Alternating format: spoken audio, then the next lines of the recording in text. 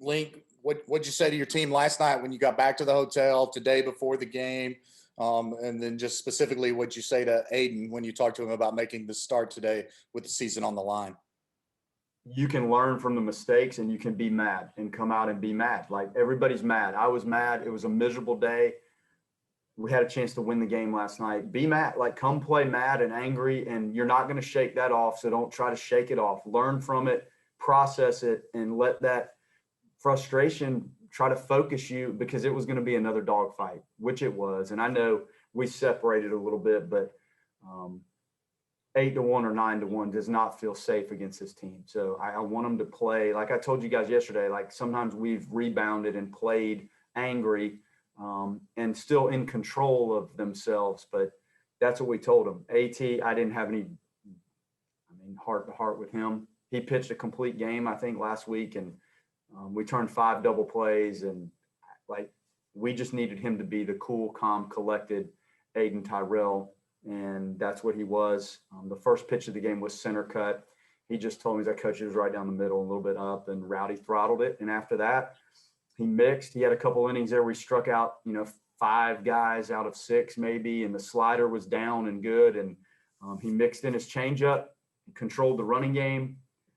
So that was, if you've never seen our team play, that was us playing a good game. Yeah, and just following up, we've talked a few times this year, Link, that your guys can play mad, that they can play ticked off. What is it about their makeup, about their demeanor, their composition that allows them to harness that in a positive way? John, I don't know. When you dig that deep into it, I don't know if it's the taste of seeing things go well, and as soon as something's not right, like, it's frustrating. So I guess if I had to bet $100 on it, that's what it would be on. I just think they like to see success and the game played the right way.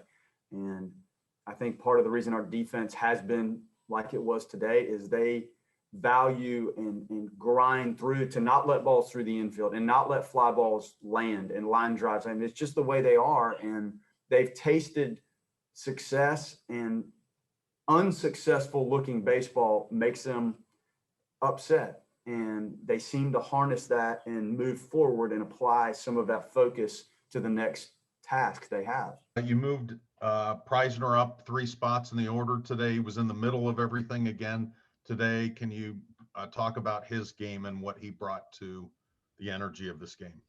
Well, he's handled left-handed pitching fairly well. And Wingo and I like to kick it around, and Wingo felt like that was the right batting order.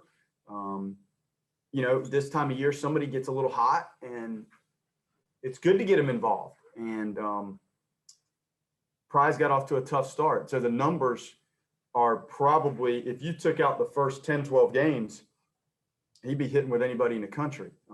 So it's good to get him up there and hot. And we just shuffled it around a little bit with the big lefty on the mound, and the old check swing in the whatever inning that was at the bottom of the first. That was a critical moment. And then he had a couple, I don't know how many hits he ended up with, but 3. Yeah, and the little, just putting that ball in play with 2 strikes and forcing them to handle it and hitting hard ground balls, and then the defense. Like, he was so, you guys heard him yesterday. I'm sure that was tough for him to come in here and handle himself the way he did after, the defensive game he had to endure. These are tough kids, man, and he's one of many tough ones that we have. And he does double plays that we turn. Impressive. Do you have a sense yet what you want to do with your pitching tomorrow? I do. I mean, it lines up for Mercer to start. And we've been so creative with our pitching.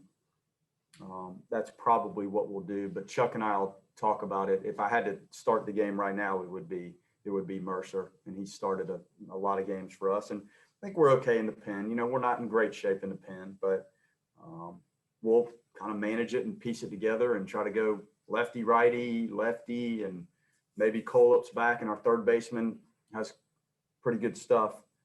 We'll figure it out. Just one more from me. We heard a little bit of a "Let's Go Irish" chant, coming out in a pretty big stadium down there in Starkville. What does it mean to have that kind of fan support, even playing a big series like this on the road? They're hungry for it. The fans, the parents, people are hungry to see us play on this stage and play the way we played today on this stage. So it was great. I mean, I heard it. I actually heard it, and then I heard 13,000 cowbells try to stifle it out. So it was a fun combination. I can't say enough about the kind of the grit of our players. The diving play that Jared Miller made in the, I think it was the 5th inning, which is about the time where they rallied yesterday. What kind of impact did that have from allowing Terrell to continue on later into the inning or into the game, and then also just stymieing and keeping the crowd out of it as well? Yeah, phenomenal play. Like, he's done that in both directions. I think that was at the inning. There was a little flurry there where they hit a couple balls hard off of Aiden's glove. And I think one of those may have come just before the line drive. And I think Jared tried to throw it back. Jared's a great baseball instinctive player, and he gets great jumps and reads. And that was a big play. That ball, you're probably first and third if that ball gets through there. That was huge. That was huge because you could sense it. Like, they started to barrel some balls, and I think we got Rayo really, that might have been the only time he might have gotten hot, but we sensed it. That play snuffed it out, to be honest. And huge play, huge.